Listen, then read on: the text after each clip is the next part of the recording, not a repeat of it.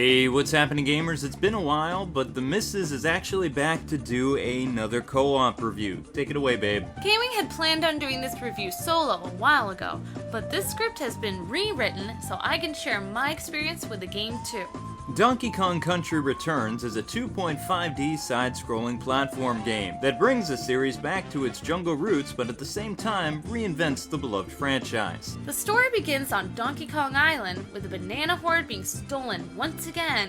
But the Kremlings aren't responsible this time around. Actually, the culprits are now floating tiki masks! Oh no! These creepy things have hypnotized the entire jungle into helping them steal from the Kongs! So it's up to Donkey Kong and Diddy Kong to leap into action through 8 worlds, tangling with some new and familiar bosses, and of course restoring the jungle and the animals back to normal. Gameplay hasn't strayed too far from the Super Nintendo game either. All your favorite elements from the past games are back, like the ground pound, swinging on vines, riding in minecarts, rolling into enemies, collecting bananas, Kong letters, and of course visiting old Cranky Kong too. Although, he seems to have mellowed a lot the last 16 years.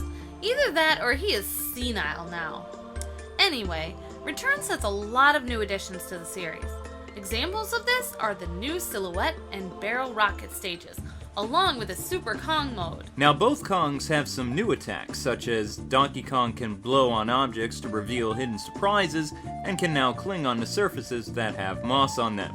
Diddy Kong's jetpack and peanut gun play a vital role in this game, as they did in Donkey Kong 64 a decade ago. Unlike the original game, Returns can be played cooperatively the whole time. That's just like New Super Mario Bros. Wii, right? Yes, it features drop in and out gameplay, and players can even pick the other one up if it gets too hard to play on their own. I love not having to take turns anymore. Gaming takes forever to die in these older games. Back to the review. Single player only allows for you to play as Donkey Kong, but players can use Diddy Kong's jetpack to hover, for a few seconds anyway. The world map remains the same, except for now players need to unlock alternate paths by visiting Cranky Kong to purchase a key.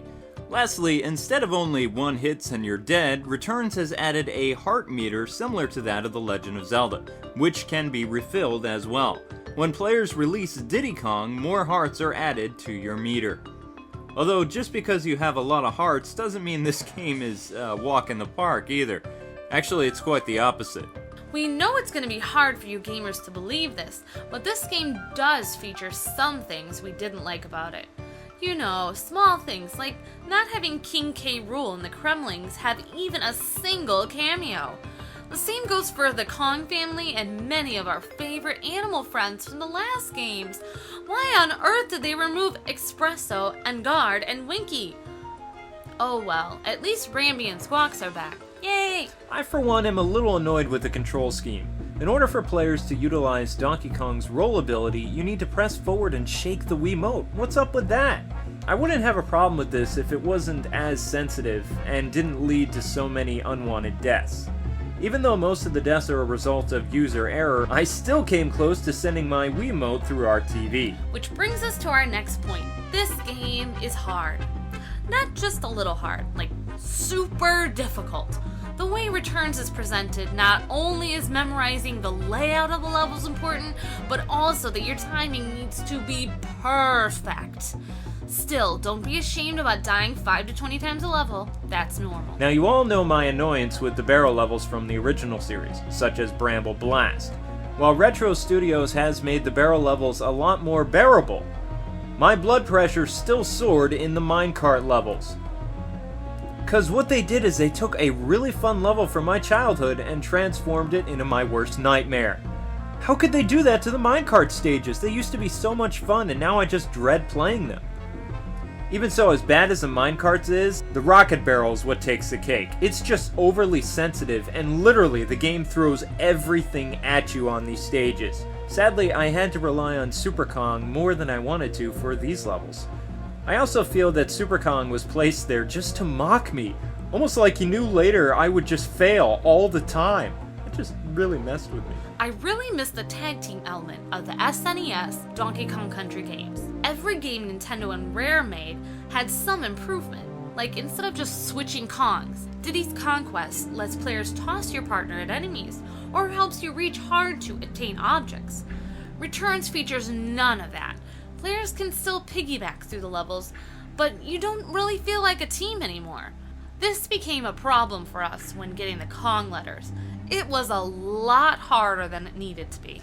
Our final complaint is with the removal of the water levels. I understand why the developers did that, so the game wouldn't lose the fast-paced feel that they were going for. However, I'm actually against this removal. See, the water levels offered a calming element to the game and enhanced the experience by adding a change of pace and even more depth to the game as a whole. For me, Returns feels like it lacks variety and it's just platforming all the time. Sure, the water levels were hard, but controls were always good and levels weren't poorly designed. That and Rare actually spaced out the water levels so it didn't feel like the player was being overwhelmed by them. So Retro Studios, if there is ever a sequel for this game, can you please consider reinstating the water levels? Don't worry, gamers. Both K-Wing and myself really did enjoy Donkey Kong's triumphant return. Part of this is because of the co-op mechanics. With my complaints aside, being able to play at the same time really made this game stand out from the originals. Since I died a lot, I liked how the game let me keep stealing lives from my husband whenever I pressed the A button. Hey! Oh, and I can't forget to mention how adorable it is when Diddy hops on DK's back, and how both move and act more like real monkeys now. Well, as real as monkeys can get wearing jetpacks. Oh, and I also liked how K-Wing could pick me up and help me finish the level if I was struggling. Thanks, sweetie. Wii Games are actually really stepping up in terms of the graphics department this year and doing some really amazing things with level design as well. I remember how my jaw dropped and stayed open the first world in Donkey Kong Country when I was little. I had never seen anything like it before. Then when I saw the trailer for Returns this year, those same feelings came flooding back. It was awesome. Well, when I was a little girl, I was wowed so much with the graphics of Diddy's Conquest. Somehow Retro Studios was able to capture that old school visual feel, but did so many wonderful things to it. There are just way too many levels we could describe, but the levels I loved the most were the Silhouette Jungle and the Title of Terror. Those were beautiful. I particularly liked how the game goes from 2D and then sends the Kongs to the foreground of the level, only for them to come back in full 3D. That kind of stuff just really impressed me, and until this game, I didn't even know this was possible. Retro Studios did an amazing job with the visuals, vibrant character models, impressive level layout, and fluid animations. The only time I noticed the game slow down just a little bit is on the lava levels. Other than that, the transitions, the flow of the game, everything is just smooth as glass. This time around, I made sure K-Wing didn't forget to talk about the music for this game. Personally, most of the music brings a smile to my face and makes me just want to get up and dance. There are just so many terrific compositions in this game, some old and some brand new ones too. They all fit perfectly with this reimagining of the series and feature so many different styles. Unfortunately, David Wise was not able to provide the score for this game, still being employed by Rare at the time, unfortunately. The arrangements for the popular Donkey Kong Country tunes were instead handled by Kenji Yamamoto and his team. I absolutely love the music in this game, and Donkey Kong Country is still one of my top 50 game soundtracks of all time to listen to. Hearing a variation of the water level made me feel all warm and fuzzy inside. That and all the other classic tunes hit me like a sledgehammer full of nostalgia. Bottom line, we love the music for this game. Donkey Kong Country Returns just has a lot of replay value for the gamer. Besides trying to collect the Kong letters, the developers have added different puzzle pieces, which when all of them are collected unlock bonuses. These include being able to listen to the game's music, seeing pictures, and other goodies. Donkey Kong Country Returns also offers a time trial, which is perfect for those of you wishing to crank up the difficulty even more and try to zoom through the levels as fast as you can. Items play an important role in this game and added so much to this game's lasting appeal. Cranky can sell you extra lives, the parrot to help you look for puzzle pieces, an extra heart, and of course the banana juice. Which makes you practically invincible. Well, unless you fall to your death. Anyway, what I liked about the power-ups is the fact that they can be used in all the levels. Yes, you heard correctly, even the boss battles. Yeah, that is pretty cool. After beating the game, you unlock the Golden Temple, but before you can gain entry, first you must earn all the golden medals.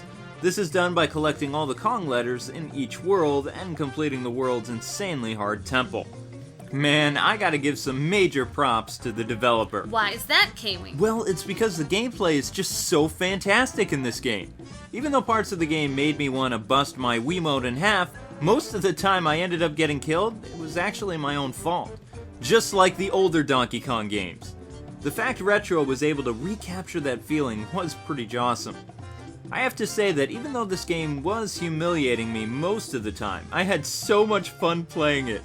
Which, compare that to most of the gaming experiences I had in 2010, just the sheer joy and accomplishment I felt when beating this game is just unrivaled. Let me tell you, that's a rarity these days, guys and gals.